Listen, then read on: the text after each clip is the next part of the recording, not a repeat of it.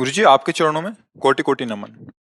गुरुदेव, मैं अपने पतिदेव में बहुत आसक्त हूँ। गुरुदेव, मेरी परेशानी का हल करें और भगवत प्राप्ति के लिए और प्रशस्त करें, मेरा मार्गदर्शन करें। ये तो सौभाग्य है, इसमें समस्या क्या है?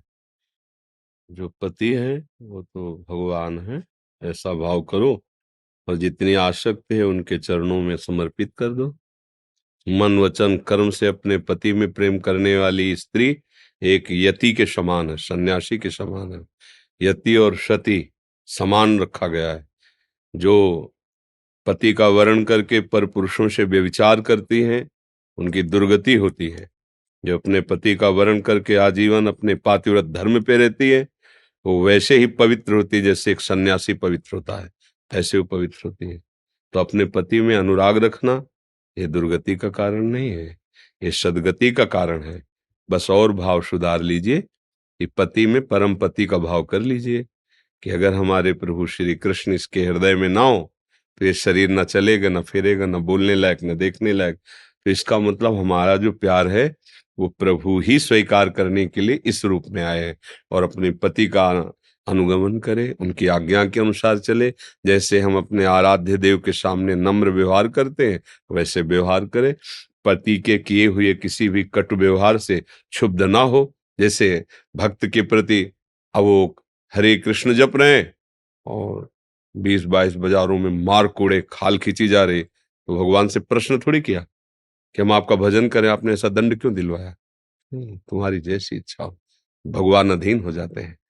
तो ऐसे यदि पति के द्वारा किए हुए कटु व्यवहार को भी अपने आराध्य देव के द्वारा किया हुआ विधान मान करके और सह कर वैसे ही सेवा में रहती है तो किसी को भी अधीन कर सकती है, उसमें इतनी सामर्थ्य है।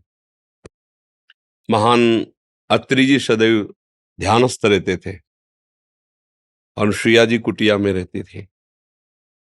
कभी ध्यान से उठे तो जल फूल फल सेवा में उपस्थित करते थे। एकमात्र वो भगवान का चिंतन और वो करती अपने पति का चिंतन। अत्रि मुनि का मेरे भगवान मेरे पति देव हैं। ब्रह्मा विष्णु महेश उनकी परीक्षा के लिए आए, उनके पातिव्रत धर्म की परीक्षा के लिए। तो अतिथि गृहस्थी में कोई पधारे तो पूजनीय है। जिसका परिचय ना हो, बिना किसी निमंत्रण के अपने आप आ गया हो, उसे अतिथि कहते हैं। तिथि निश्चित नहीं है, कोई परिचय नहीं है, और जिससे परिचय है निश्चित है आना, उसे अभ्यागत कहते हैं। अभ्यागत का तो स्वागत करना ही चाहिए, पर अतिथि से बहुत सावधान। वो भगवान का स्वरूप है, अगर अतिथि का अपमान हो गया तो फिर तुम्हारे पुण्य नष्ट कर देगा। वो विधान है ऐसा। कोई भिखारी कोई भी है, राधे श्याम, अपनी सामर्थ्य नहीं तो हम हाथ जोड़ के कह देंगे आपके देने लायक नहीं, पर हम अपमान नहीं करेंगे कि ऐसे। महात्मा के रूप में गए ब्रह्मा विष्णु महेश। अनुसुईया जी ने देखा कुटिया पे अतिथि पधारे, आदर किया, बैठा ला। भगवान क्या सेवा करे? उनका हम तो दुग्ध पान करने आए।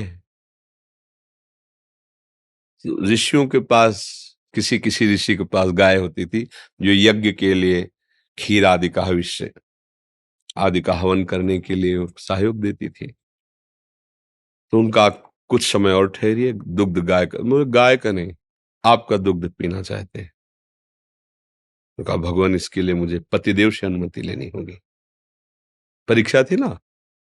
तत्काल अब पति कोई बाहर तो बैठे नहीं, तो ध्यानस्थ समाधि में तत्काल ध्यान किया और कहा हे प्रभु आपके कुटिया में अतिथि पधारे हैं और वो ऐसा वचन बोल रहे हैं। तो उत्तर समाधि से ही दिया कि इसमें कोई हैरान होने की बात नहीं है। स्त्री के वक्षा स्थल का स्पर्श करने के दो अधिकारी, एक पति और एक पुत्र। पति मैं हुआ, उन्हें पुत्र बना लो।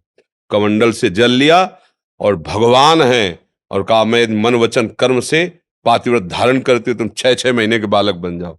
ब्रह्मा विष्णु महेश 6-6 महीने के बालक बन गए। गोद में दूध पिलाया, पालने में झुलाया। नारद जी ने बताया जाके लक्ष्मी जी ब्रह्माणी और भवानी को, गए तुम्हारे पति झूला में झूल रहे 6-6 महीने के बले हुए। आके प्रार्थ पति प्रेम कोई साधारण उपासना नहीं, पर उसको समझे पति के रूप में मेरे भगवान हैं और एक पातिव्रत धर्म, ये तो भगवत प्राप्ति कहे। तो इसमें कोई ऐसा निषेध नहीं कि पति का प्यार त्याग देना चाहिए। ऐसा नहीं, कहीं शास्त्र में नहीं लिखा।